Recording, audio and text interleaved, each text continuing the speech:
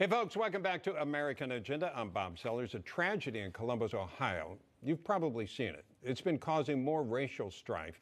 A police officer shooting and killing a 16-year-old girl after she allegedly lunged toward another girl with a knife. That's what the video shows. Now the White House, former Obama officials, and even some celebrities are arguing that she was targeted because of her race. Now this comes as Columbus police chief there defended the cops' actions, saying the city's policies clearly allow officers to use deadly force when there is an active assault and a person can be killed. So were the police officers' actions justified? Joining us now to discuss, former Trump appointee and member of the Project 21, Derrick Hollie, also veteran U.S. military intelligence officer, Lieutenant Steve Rogers. Derrick, let me ask you your take on what happened here. What do you think?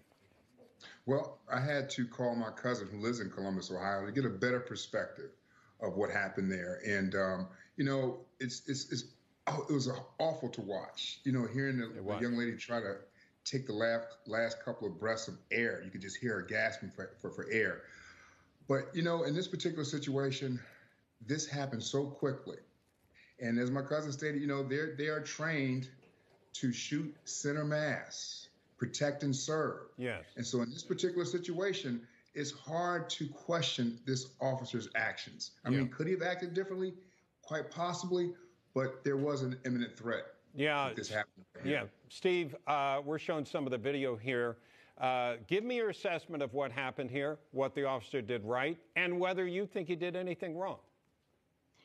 The officer did everything by the book. Look, it was a split-second decision. You arrive on the scene, and I've been in that situation. You arrive on the scene where someone's life is in imminent danger. Let's keep in mind, there was someone that was going to be killed. A homicide was going to take place. That officer had to quickly act. He did. But let me share this with you, too. That officer is not a happy man tonight. He's probably very sad. The last thing an officer wants to do is take anyone's life, let alone a young person's life. But he had to make a quick decision to serve and protect, and that's exactly what he did according to the law and according to how he was trained. I have a friend who's a cop, and you're hearing different theories go around, and I'll just dispense with the idea of shooting in the leg or shooting in the hand. It doesn't work like that. I mean, not only a moving target, it's a smaller target. If you miss it, hits somebody else. So that whole idea of not aiming for the mass of somebody, that's a bad idea. But let me ask you this, Steve. I've heard the idea, what if he had used a taser in this situation? Look, there's no guarantee that a taser would stop the threat. I mean, a taser could possibly disable you. We've seen many instances where people were tasered and just didn't affect them. He did what he had to do, what he's trained to do. Look, I don't get it. I don't understand how people don't get the point that a homicide was about to take place. Another young person would have been killed at the hands of this 16-year-old. So the fact of the matter is, he came upon a scene and he had to make a split-second decision. And that decision, unfortunately, as bad as it was, ended up saving the life of the other person. Yeah, I have someone that I know very well who used to work in an emergency room, and people with knives, where they stick you depends on how serious they were. And they can stick you in the heart and suddenly you're dead. So what doesn't look like, it's not a gun, so people think, oh, it's not as dangerous. Yes, it potentially is, depending on what they're doing. And that girl seemed to be out of control. Certain appeared to be as that officer approached. So, Derrick, let me ask you this. Do you think race was a factor here? No.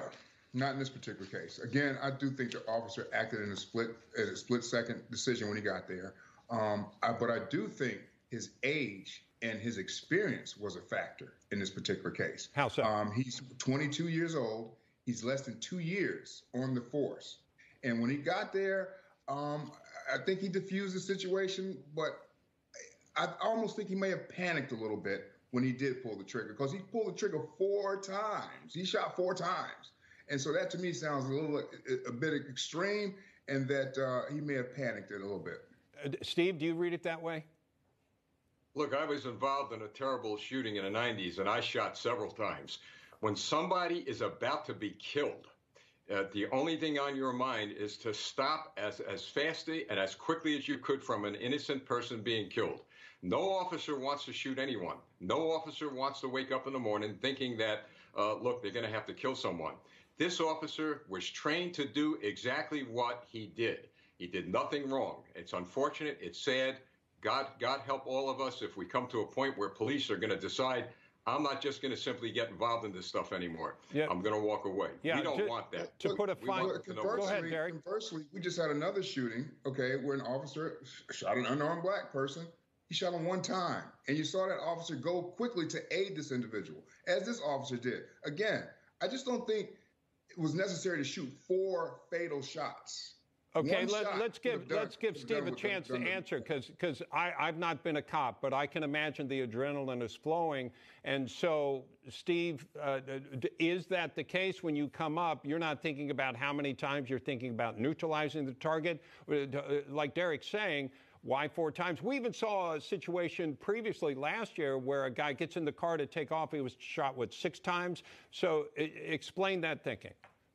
All right, Derrick, I understand you, okay? I understand it. But I also understand that you've never had, as far as I know, and if I'm wrong, please correct me, your life put in imminent danger. You never had a gun pointed at you. You were never involved in a shootout. I was. And believe me, you're not thinking, well, I'm going to fire 1 shot and maybe stop. Maybe that'll stop the threat. You're thinking that you have to stop a potential homicide. You have to stop someone from killing another innocent human being. So, yeah, it looks bad, sure. It looks bad from someone who hasn't never been involved in the shoes of a police officer like that. But I'm sure in his mind was, I've got to stop this threat. And, yes, the adrenaline's running. It is running high and wild because you're thinking, I have to stop this threat.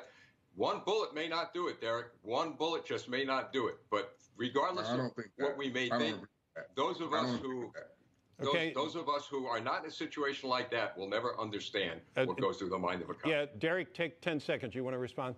No, I just don't agree with that. I mean, a bullet is a bullet. It will stop an individual. You did not have to shoot that person 4 times. And I don't care what you're saying. I just do not believe that that was necessary. Yeah, and fair enough. And Steve, you're saying adrenaline, the moment, neutralizing, that's what's going on, correct?